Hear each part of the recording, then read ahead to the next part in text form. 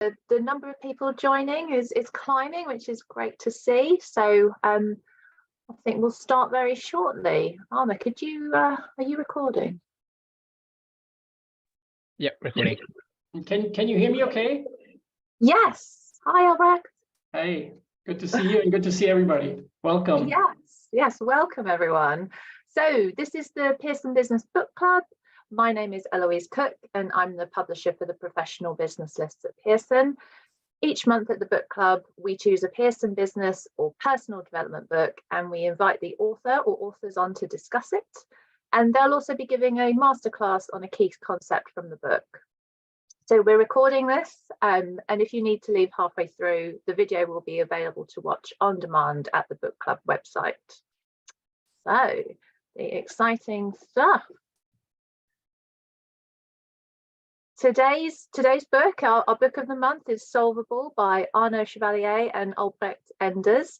So Arnaud couldn't make it today, unfortunately, but I'm super delighted that Albrecht will be joining us as well. If you haven't got a copy yet, you can download a sample chapter of the book from the book club webpage. And we also want you to use the Q&A function if you have any questions, and we'll get Albrecht to answer these at the end. So I'm going to give a quick introduction. So Albrecht Enders is Professor of Strategy and Innovation and Dean of Programs and Innovation at IMD Business School in Switzerland. His major research, teaching and consulting interests are in the areas of managing discontinuous change, I might have to ask you about that in a minute, and top team strategy development processes. And I'll also give a little bio for Arnaud. He's not here, but as co-author. He is also Professor of Strategy at IMD. He prepares executives for the strategic challenges that corporations face in today's dynamic global marketplace by helping them make better decisions in volatile and uncertain conditions. He directs the Global Management Foundations and the Foundation Stage Singapore programs that are part of the IMD EMBA curriculum. Gosh, we've got a lot of letters there, which is exciting. So welcome, Albrecht. Thank you so much for doing this. How are you? Thank you for having me. Great. Still enjoying the Swiss sun here, so hopefully you can see me okay. Yes. I was thinking this might be our first sort of international author book club event, so this is very exciting. Yeah. So I'm going to start with our usual questions. Just to sort of about the book and the process. So can you tell us, why did you want to write this book? So that goes back actually quite a long time. I was with Boston Consulting Group over 20 years ago, and I was doing lots of projects and for insurance and energy companies and different other industries, and I always liked the content of the projects, but what I was even more interested in was the underlying process that we use to approach these projects. And I've been thinking about that ever since, and I've been teaching complex problem solving and also strategy over the last 20 years in different places, for undergraduates, for graduates, and then more recently over the last 15 years now as well, here at IMD, working with executives. And that was kind of what prompted my thinking. And then Arnaud joined us a few years back from Rice University from the US. And then he and I sat down and said, look, we got to get this stuff on paper. And it took us a few years, but then we finally managed, and we're very happy with it. Yes, as we are too. And problem solving always comes up as a top skill that people will need now and in the future. So yes, it's fantastic to have this book on the Pearson list. So second question, what surprised you about writing this book? So what I find really fascinating more is that that I can now come into programs here at IMD, and participants have read the book already, and to just see conceptually where they are and the types of conversations we can start having, because they have basically the background, the foundation, and then to really be able to build on that. I guess I continue to be surprised and then also fascinated by how much knowledge you can share by actually writing a book, and how much more leverage that gives you versus just doing everything in the classroom, which is what I used to do in the past. Oh, well, that's good to hear, because yes, that's something I encourage authors to do. You know, given your knowledge of the Yeah, classroom, how might you incorporate that into the book, so you know people can have the experience even though you're not there in yeah, person. exactly. That's great. And finally, how do you want readers to feel about reading your book? So I was, yeah, like feeling. I was thinking about the word feeling, and I guess what I would hope for, what I'd look for, is a feeling of connection. That Solvable helps them to connect the dots, from a process perspective, that it takes them from the beginning to the end of a problem solving process. It's kind of like I like to think about it as an operating system. You know, when I used to teach strategy, there are a lot of different frameworks, but there was no operating system that would actually help you to connect these different frameworks. And what we try to develop with Solvable is actually a systematic process. And then whether it's Porter's 5 Forces or business model canvas, or other the 4 Ps of marketing, you know, whatever type of framework that you might have that kind of sits alone, you can use to kind of amplify within the structure within our Solvable process. And thereby really help you to get from A to B. So that's one element. Then also this notion of analytical, rational, and emotional engagement piece. You know, that it's both. It's not just about doing an analysis, but it's also not just about getting out and engaging with people. That you need to do both, and that it's also about top down and bottom up. How do you integrate that? So this feeling of integration, connecting the dots. If that's something that people take away from reading the book, would make me very happy, and Arno as well. Yes, fantastic. Right, well, I'm going to hand over to you for the masterclass. As a reminder, if anyone has any questions, please use the Q&A function, and we'll come to them afterwards. So take it away. Yes, let me just see if I can get my slides up. Yes, this is always the tricky part, isn't it? Here we go. Hopefully we should be able to pull that off after all. Voila, is that any good? Yeah, that's perfect. Super. So what I'd like to do is really 3 things. To kind of set the stage, I'd like to talk a little bit about how I think about strategy, because that's where I come from. I'm a professor of strategy, and then I like to link that back to the 3-step process that we developed in Solvable, and then kind of lay out the 3 different steps, not necessarily in sequence, but you know, kind of build up to the key messages. And then maybe also have a little bit of a conversation with you about how you can actually use this process for your business challenges that you might be facing. And yes, please do ask questions. Hopefully we will have some time at the end to actually also have a little bit of a discussion, which should make this more fun and more insightful. So that's the plan. And let me start out with the way I introduce my strategy classes. And I really have a simple chart where I say, look, there are basically 3 words when you discuss and talk about strategy. And if these 3 words don't appear somewhere in your discussion with your team, with your executive board, you're probably not discussing strategy, at least the way I like to think about it. And these 3 words that are absolutely critical to strategic decision making is a notion about anticipation, that you're kind of looking into the future, that you need to anticipate and make some calls about what is the world going to look like, and make sense of these changes, and that you're not just winging, but that you're actually making clear decisions based on that anticipation. And then there's a second key point, which is all about finding leverage points, determining within the context that you're operating in, where can specific activities actually make a disproportionate impact, where you make a certain type of investment over here, and then you get a much larger return on that investment somewhere else. So really trying to understand what the problem, what the challenge is about, and then figuring out, based on where you're coming from as an organization, where you can have the most impact. And then the last point, and that is really a critically important point in the context of Solvable as well,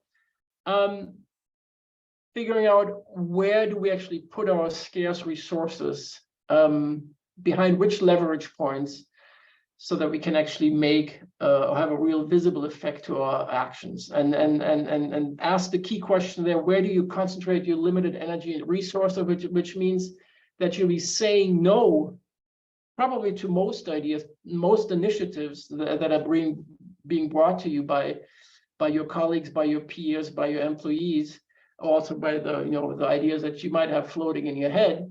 And you'll be only saying yes to a very select few ideas. And the way we conceptualize this idea of saying yes and no is that notion of a fork in the road. And if you go back in time and think back to when you took on your first job, it's that kind of a fork in the road that you faced, where you said, look, I go and work for this and that consulting firm. I can also become somebody who does something independently, or work for the government or whatever else. But the key point is that at least in most cases, when you graduate from university, you're not going to take on 25 different jobs, but you need to pick one, because that's the way work life is most typically organized. It's changing, but at least for most of us, this probably was the case. And then at some point, with this fork in the road, you might see that your friend from university is doing something on the left that's much more interesting than what you're doing on the right. And given how this fork in the road is structured, you might actually say, look, after 6 months, I'm actually changing direction. And then you move over and do something differently. So you had this notion of a fork in the road, but it wasn't quite as limiting and quite as focusing as it might be today. If you're like, at my age now, I'm 50, I have 3 kids, a wife, a house, a lot of things that are locked in, where it's much more complex and much more difficult to actually make these big life moves. And for me, these forks in the road look much more like this. Now, this is actually a picture here that's similar to the Swiss Alps where we live, and actually tell the story of how we often find ourselves at these forks in the road when we are taking hikes in the mountains with the family and the 3 kids who by now have grown up, but were many times with us at these forks of the road. And then the default was always to say, look, why don't we go back to the parking lot on the left? It's just another 20 minutes and we get to go home and play Fortnite and check Instagram and have some ice cream. And then I always had this notion of saying, but there's this exciting mountain peak that I'd like you to come to with us. And it's going to be a lot of fun. But obviously, as you can see, it's not super easy to get up there. And that's then my challenge as a family person, and I'm sure that some of you might face these same challenges as well. But it's also a challenge that we face as leaders in organization, where we have some kind of a direction that we might have worked out, but it's not just about figuring out direction, but it's also about actually energizing the teams that work for you, that they want to come up to that mountaintop with you, versus just kind of continuing on the path that they've always been on, or just, as has happened oftentimes in the case of my family, just staying at this fork in the road and discussing and debating for an hour, and then time ran out and we actually had to go back. So it's this notion of direction and energizing that's critically important for a leader. Actually, from our perspective, the kind of 2 core elements. And you already see that in an organizational context, there is a tension between these 2 things, because if you provide direction, by definition, you're going to be saying no to a lot of things. And if you say no to a lot of things, you're also going to be saying no to people who come with these ideas to you. And typically, if you say no, that's not something that's terribly exciting. And we capture this with this little matrix here, where you have on the one axis, on the y-axis, this notion of direction, defining mission, vision, providing clear direction, making the difficult trade-off decisions, and then driving accountability. And then there's also a second axis that's all about energizing, listening and engaging, seeking out input, and also showing your own vulnerabilities, that you don't have all the answers yourself. And then if you look at three core quadrants of this matrix, you see that probably for many or most of you, who have had successful careers in your organizations, this this bucket of diffusion of effort, where you're just energizing without providing direction, is probably not the biggest issue. But many of you might find yourself either as leader or somebody who's being led in this quadrant of lacking engagement, where you're getting a lot of direction, but you're not having the sense that you're actually getting energy from your boss, that your boss is not necessarily listening and engaging, seeking out input, and showing up showing their own vulnerabilities to actually motivate you and entice you to be engaged. And then, as we had with the fork in the road, the issue is you might have that direction, but you don't have energize, and you won't be able to get to that sustained high organizational performance quadrant on the right. So there is some kind of an inherent tension of polarity between engagement and energizing. I want to talk about that in a little bit more detail later on, but it also points to a more fundamental challenge that we face as leaders, that is of managing polarities overall, where you have this tension between short-term, long-term, emotional, rational, chaos, order, and so on. And the job of the leader is to actually figure out these tensions, work with these tensions in constructive ways, to then both provide the direction within these tensions. We visualize it as a trampoline, but then also to energize. And one of the key jobs in order to actually identify these tensions and manage them is to actually simplify the world. And the metaphor, the picture that I use for expressing that is here a picture of London. That's what we face as managers when we look at the world. It's a huge amount of complexity, huge amount of information that we are absorbing. And if we just pass that huge complexity on to our teams and work with that complexity at all moments, we'd be overwhelmed. It's a lot of fun, and it's great to be looking at that picture and get a sense of what's going on in London during the day and at night. But if you want to take the tube from one place to another, for instance, from Tottenham Court Road to whatever here, Baker Street, or if you want to walk from James Park to London Bridge, it's not useful to have a picture with all the details.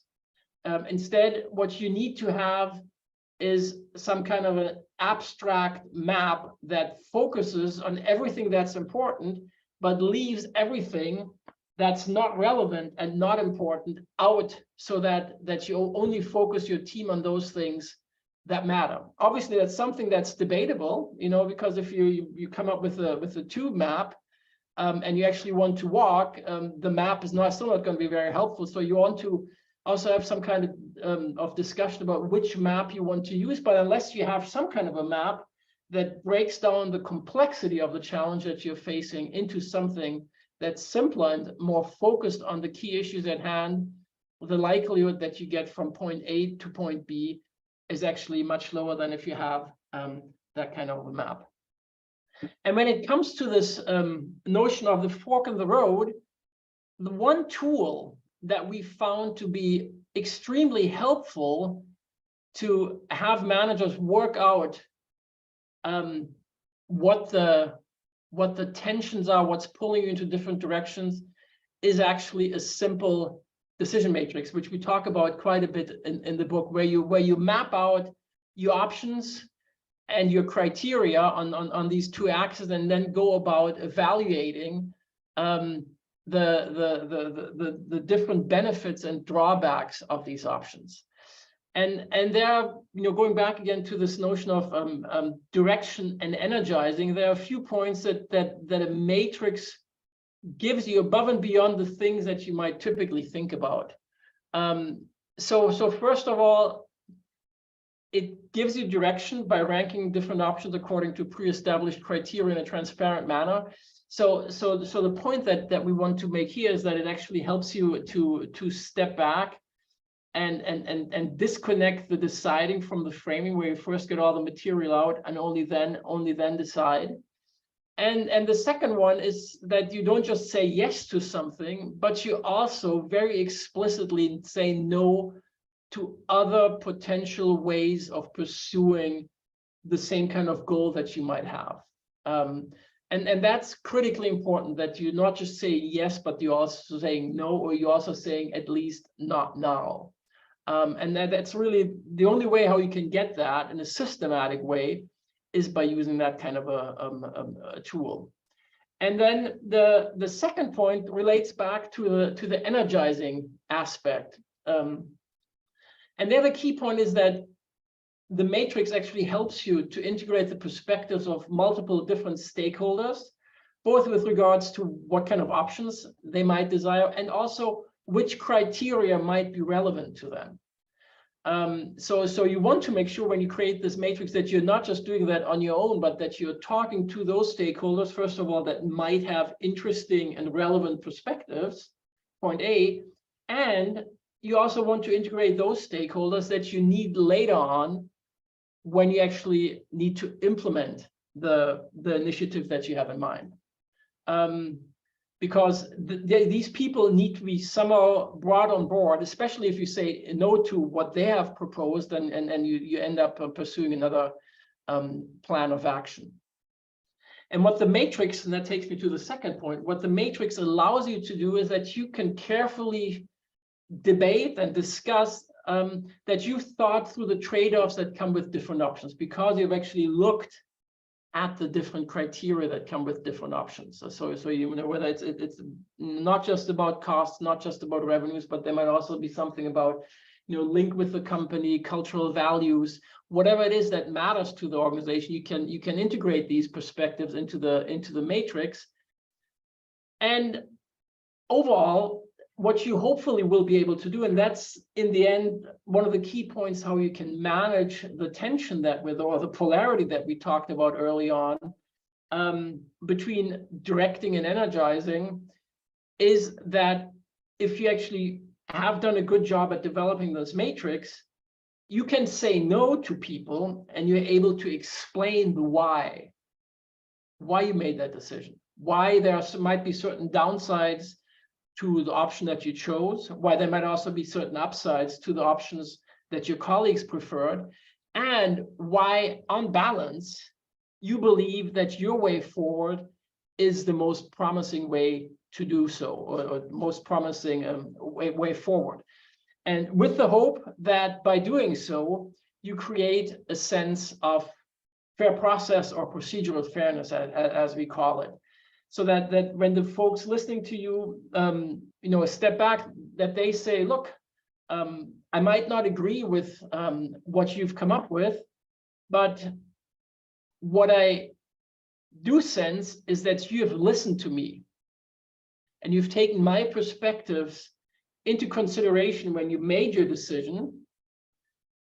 And that's something that I want to honor. That's something that I respect. And because of that, I feel treated fairly, and because of feeling treated fairly, I'm actually willing to come along. Versus you just walking out into the team saying, look, this is what you're doing, getting pushback, you saying, well, I guess I haven't thought about that, but now it's too late, and it's either my way or the highway, which is probably much less energizing than if you're actually able to reflect the perspectives from the different stakeholders. And basically what we're saying is that this matrix is a comprehensive tool to cover these, both the content perspectives, but also the energizing perspectives.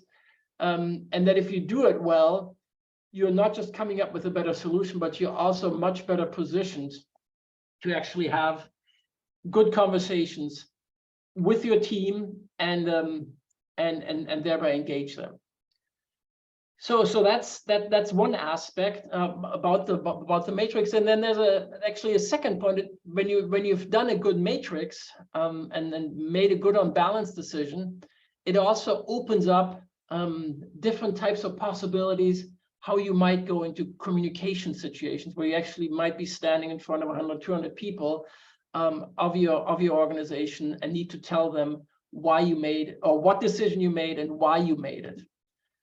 So you have here the alternatives and the criteria and the objectives. In the most obvious case, you might just say, look, if you don't expect any pushback, you just say, look, this is the alternative that we want to pursue, and here are the reasons. And that's fine if there's no debate, if there's no controversial sentiment in the organization, that's fine to do it like that. However, when you actually expect people to have different opinions, having done a good matrix actually also opens up the opportunity to say, look, this has been a tough decision for us to make. We looked at a range of different alternatives. We thought about, selling off. We thought about integrating. We thought about mergers and acquisitions. And you know what? There was no obvious solution. And hopefully by doing that, you already showed to the folks in the room that you've been broad and comprehensive in your thinking, that you've taken their perspectives into account. And then you can actually go into more detail into the specific options that you've chosen, hopefully with much more buy-in and much more credibility than if you just kind of jump in and just go straight for the option that you've picked out. And then if it's even more controversial, you can also say, look, you start with the objectives and say, look, we need to, on the one hand, think from a long-term perspective, how do we make this this company successful? And at the same time, we also need to make sure that we survive on a short-term basis. Or you might say, look, we obviously want to make all of our employees, or we want to create a good work climate here, and we want to make our employees happy. And at the same time, we also have external stakeholders, in particular our shareholders, that have some different demands, or that they're also looking for more immediate financial payoffs. So that's a tension that we need to manage here as a management team.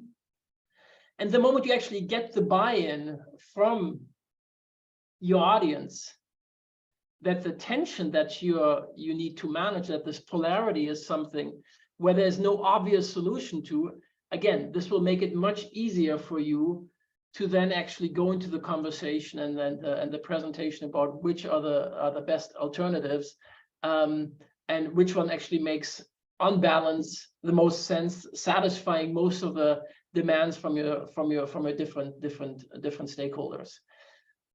And the point here is that, and maybe also something that we can discuss later on, is basically what I argue is that unless you've gone through some kind of an exercise where you've considered different options, where you've considered different criteria, different objectives that different people might have, and where you've thought about some kind of trade-offs and unbalanced solutions, you won't be able to have that kind of a conversation. So that's a really important benefit of actually doing that matrix thinking.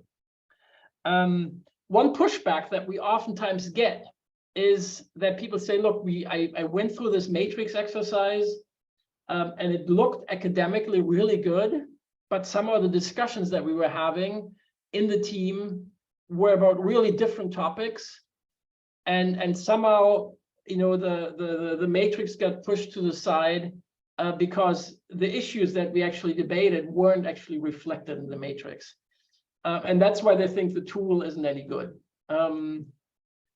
And what I respond to there is that, yes, that's a very fair point. It can happen, and it's unfortunate. But there's also a way how you can kind of alleviate, I wouldn't say completely eliminate this issue, but how you can make it less likely to show up and less likely to be a problem. And the way to do that is to actually sit down and just talk about different alternatives, for instance, the alternative that you prefer and the alternative that your colleagues prefer, in a qualitative way, where you just have a discussion about, why do I like what I want to do? Because it's much less expensive, it's because it's less risky, because it's going to be easier to get past the units, where you just basically write down the pros that you're discussing, when you're having this debate about different options. And same thing obviously about the negative aspects, and do the same thing about your colleagues' preferred alternative. So you take the qualitative assessment, the discussion, write that down, capture it, and then abstract out of it and try to actually figure out what are the most salient criteria that we can actually kind of isolate from that big long conversation that we can then stick into the matrix. So it kind of flips the process on its head, that you're not starting with the matrix and then somehow hope that it fits the conversation, but you start with the conversation and say, well, it's good to have that because it helps us to capture the richness. It's kind of like, having a picture of London. But then at some point you say, in order for us to manage this, we actually need to step out and actually define what the relevant and most salient criteria are that we can then use to work within the matrix. So that's one way of sidestepping the criticism that we often hear, that the matrix actually doesn't capture the key points. And then one last point, no, not the last point, actually a couple last points, is you can also use the matrix thinking in different ways. There's obviously the elaborate process where we talk about that also in more length when I lay out the whole structure of our problem solving process. But the basic idea is that you go through a lot of effort creating some kind of a spreadsheet, some kind of a structure, or use our app to lay out options, to lay out criteria, to weigh criteria as well, to come up with, in quotes, the right solution. And that's good and valuable, but it's obviously only something that you'll use in very selected situation and contexts for really important challenges that you might be facing, where actually it's worthwhile to go through the whole effort of making that kind of a structure. What we've also found, though, is that actually, going through the process that we lay out in Solvable, and then kind of witnessing what our participants are doing with it, after you've done it a couple of times, this matrix thinking, for instance, gives you also a simple mental checklist of alternatives, criteria, and trade-offs that you can use in any type of conversation that you're having, where there's some kind of a debate about which way to go forward, or what the right solution is. And so this might be in a business meeting, this might be a debate over lunch, where you just invoke mentally the notion of the matrix when you find yourself getting stuck and you proposing one way forward and a colleague proposing another way forward. That actually helps you to step back, where you just say, what's the matrix? Where you ask yourself, what actually the criteria? Did we consider all criteria? Did we consider all relevant alternatives? What are we trading off? Okay, so we basically step back and create that framing for yourself and try to understand where your colleague is coming from before you actually start jumping into any type of decision. And it has a really significant effect on how you go about the conversation that you're having. So instead of defending your solution, you actually step back and you actually try to understand, so what's actually important to you? What are your objectives, and what comes first and what comes second? Is revenue more important to you than profitability? Is long-term more important to you than short-term? What do actually the different alternatives mean? Do we really have a clear picture about what you want and what I want? And then to also have a debate about, what are we actually trading off here? And what on balance might make most sense. So it really helps you to step back with a simple mental checklist to refocus your conversations.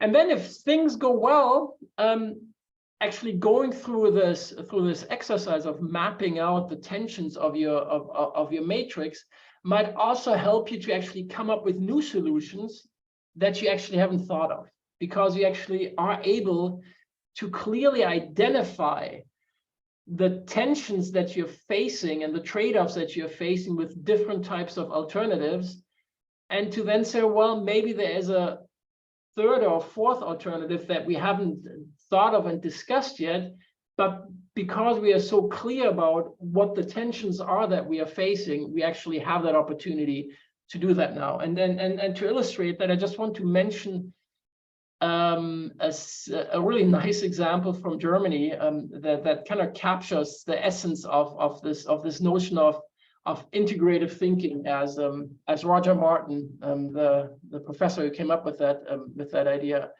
calls it. And it's a story about an engineer working at BMW sometime in the 80s, I suppose. And he had this type of a 3 Series BMW, wonderful sportive car, and he wanted to take his family, his wife and his 2 kids, and strollers and tricycles and bicycles on the vacation. He basically faced the fork in the road decision of taking this BMW and leaving his family at home, versus actually taking a VW Passat where he'd be able to store all his things.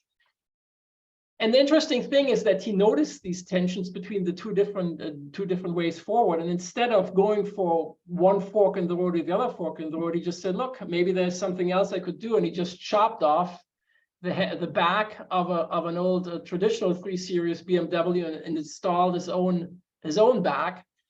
And then before actually going on vacation, he thought he should check with his boss at the headquarters, showed him the car. And they looked at it and they said, this car is not leaving the parking lot anymore. And actually became the inspiration for BMW to launch the 3 Series Touring, which, at least in Germany now, is one of the most successful cars. So the point is that once you've identified the tensions that you're facing that come with different alternatives, it might also be a really interesting launch pad to actually come up with new and different ideas. And the point that we make in the book is that unless you're clear about the tensions and the polarities that come with different existing alternatives, you're not so well set up to actually come up with new options or new alternatives that transcend and might dissolve the tensions that you are facing. So that's a little bit about this notion of deciding, getting to the forks in the road in your decision making, and then working out where do I go from there. And that's where many of the conversations actually start that we have in strategy, where we find ourselves at a fork in the road. And that's obviously a critically important step. But then in Solvable, we actually said there's more to the problem solving process than just managing the forks in the road. You actually need to figure out what is my challenge actually, what's the framing of my challenge. And then you also need to think systematically about coming up with different ideas, how you could potentially do that. And that takes us to the overall framework that we use in Solvable, which consists of 3 steps, which are frame, explore, and decide. We call them abbreviated FRED. And they're all about defining your problem as completely as needed, but as simply as possible, which is similar to the point about the picture of London, understanding root causes and stating one key question.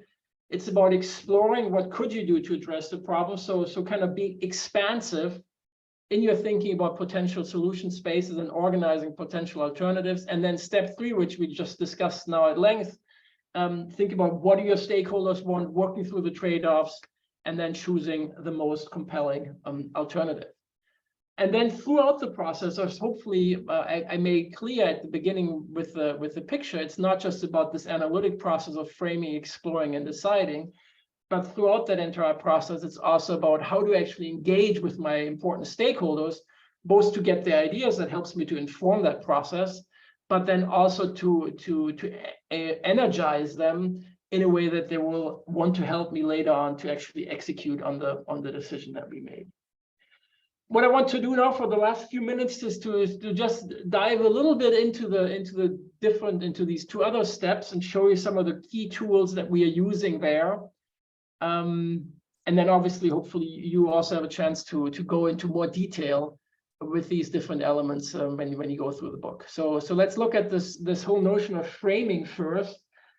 And the challenge of framing is, or the importance of framing again is twofold. It's for you to actually figure out, what do I focus on? Do I need a tube map, or do I need a street map or a bus map in order to address the challenge? And then equally importantly, it's also important when you actually go out into a communication situation where you need to present, because you're not just jumping in saying, look, this is a solution that I have, where nobody actually understands what the challenge is. But you need to also provide the relevant context so that the audience that's listening to actually knows, well, what are we actually talking about? And the way we've approached this this framing topics actually by taking some advice from storytelling, and basically where we say, look, any story, whether it's Star Wars or The Silence of the Lamb, has some kind of a background, has some kind of a rising action where things get complicated, and then there's a climax where really kind of everything comes together. And the three elements that we introduce in Solvable are the elements of a hero and a treasure, where there is some kind of a person or a team that has some kind of an objective, wants to go somewhere, wants to increase revenues, or wants to prevent, profitability from falling, or wants to introduce a new product, or whatever else it might be. And then we say any good problem doesn't just have a goal, but it also has some kind of an obstacle. We call that a dragon. There's a dragon between me, my team, and the treasure. And then the final point of that introduction is a quest, where we say, how do we actually achieve that treasure, given that there's something in the way? And what we've seen is we can basically structure any type of challenge by focusing on these elements, by drilling on the core, on these core elements, and by focusing your framing on these elements. That it's not a 50-page presentation where you talk about, everything and nothing, but where you really focus in on these three core elements in a way that helps you to zoom in on the most critical issues. And that's we like to summarize this with this kind of circle that captures the whole universe of potential problems that I could address. And basically what you do with this hero, treasure, dragon, quest sequence is you say, look, out of the universe, I say, look, I'm not focusing right now on profitability. I'm not focusing on cost. I'm focusing, I don't know what, on the happiness of my family, for instance. That's my goal. And then there are a million obstacles that I could focus on, that I don't have enough money, that I'm working too much, or whatever else. And I pick out not all these different obstacles, because different obstacles might require then different types of solutions, but I select something that is most relevant in the context that I'm thinking about. And that then gives me this intersection between a specific treasure and a specific dragon, which then helps us to say, this is what we're going to focus on.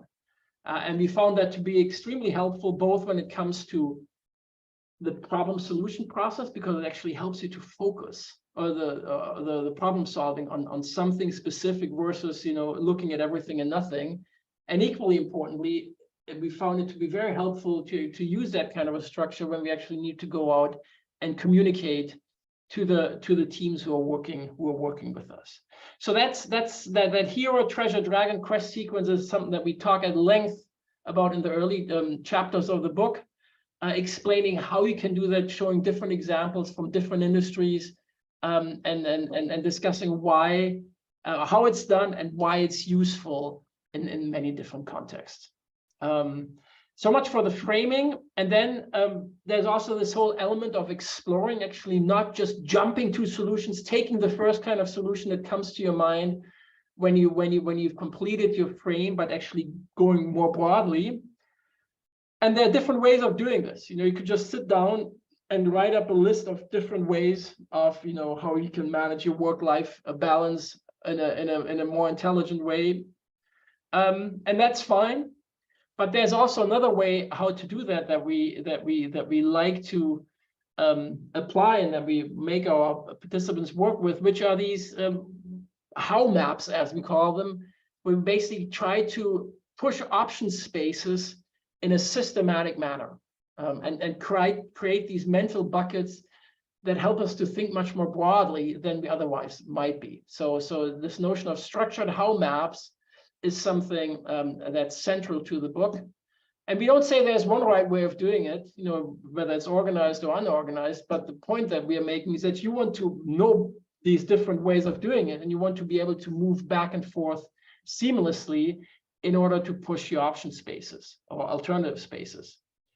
And there's one example that I'd like to show you where we basically asked our participants to say, look, how could you go from London to New York by using this type of a map? And they might say, look, you know, there's something about traveling by air, there's something by traveling by sea. If I travel by air, I can go by plane, by helicopter, by balloon, by rocket. So a bunch of really good ideas. You keep digging deeper into it and you actually get to specific flights. Or you could say, well, look, I could also travel by sea, and then I could, if I travel by sea, I could travel on the sea surface, and you could also travel below the sea surface. So what we always try to do with these maps is to create structures that are mutually exclusive, so that there are different ways above and below, for instance, and also collectively exhaustive, so that, you know, all different alternatives are covered.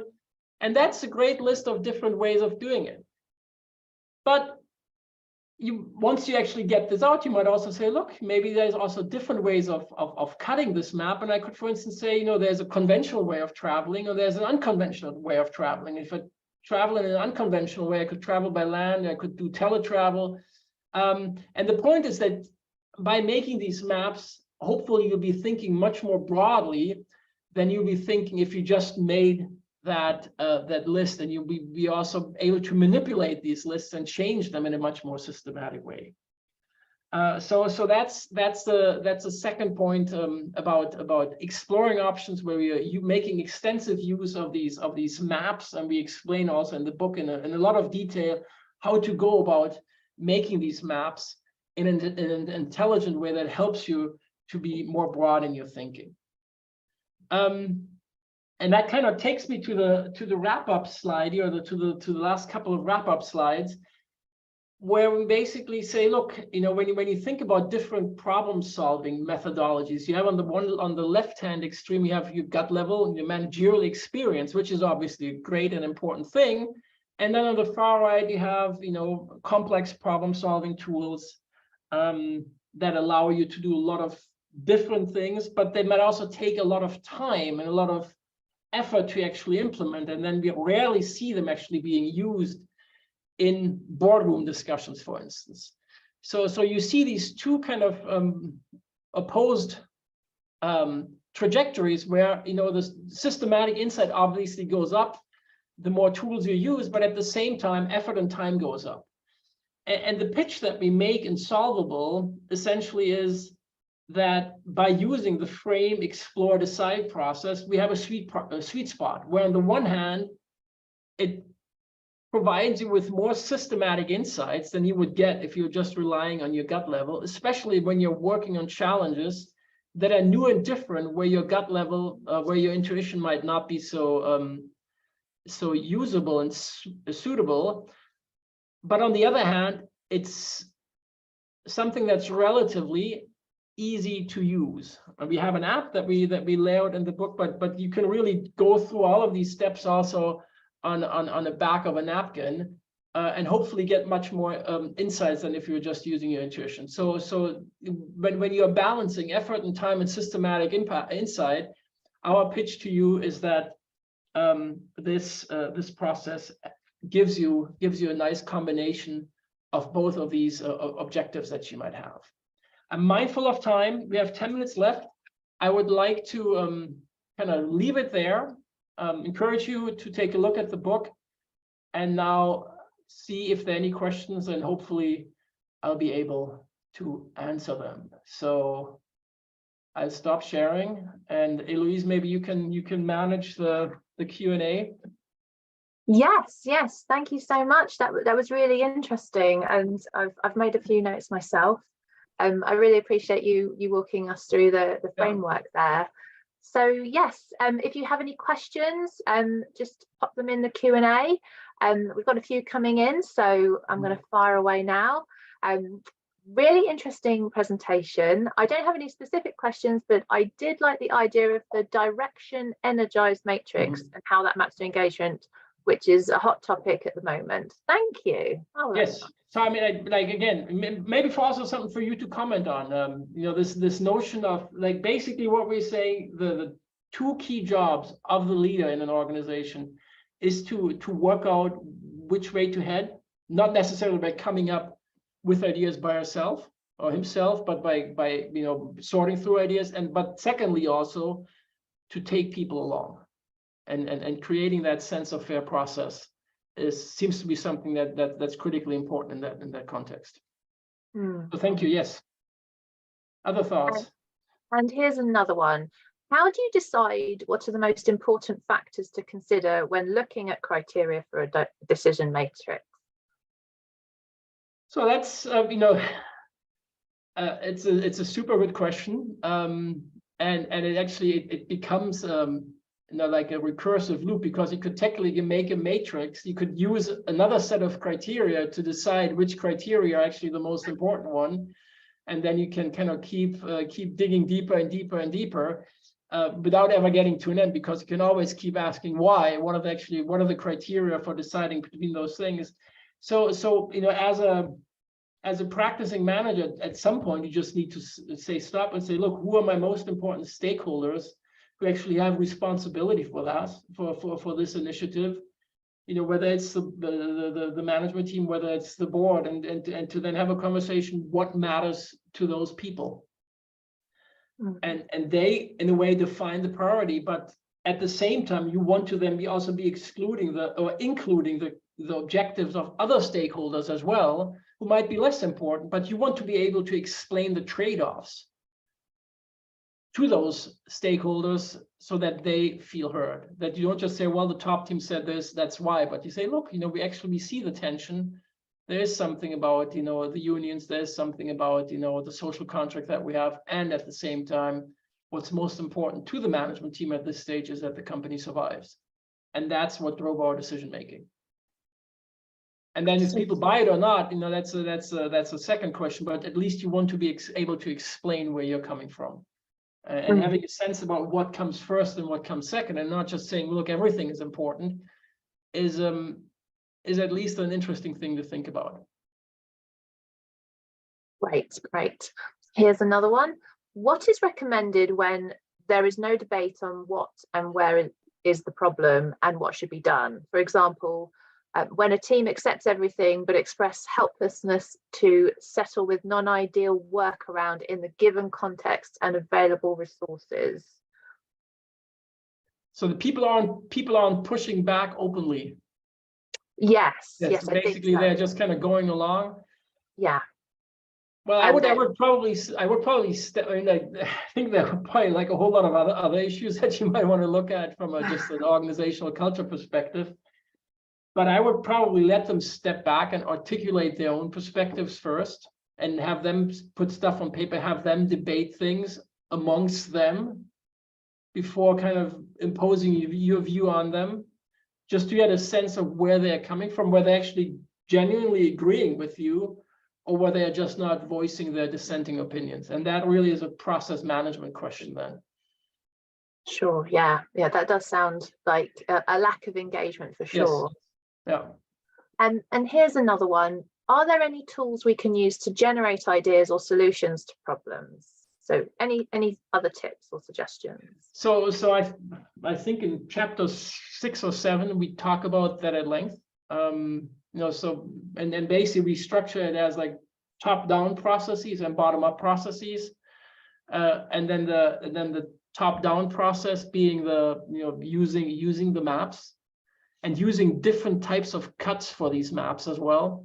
So we, for instance, worked once for a big paper manufacturer, and they made these maps according to the different physical components of their trees, where there's like a bark and there's like big pieces of wood and small pieces of wood and there's rind. And then that thinking about the physical structure of the tree actually also drove their thinking about what to do with it, and drove actually the structure of their business units around paper, renewable materials, and building construction.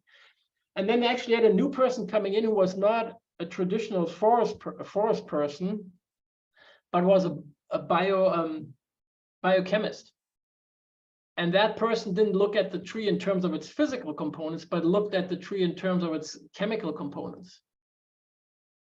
And they did a structured map with these chemical components in a way, and that then led to a whole new set of applications around biomaterials, where they are now making plastic bottles, shirts, additives for paint and for medication using the different chemical components.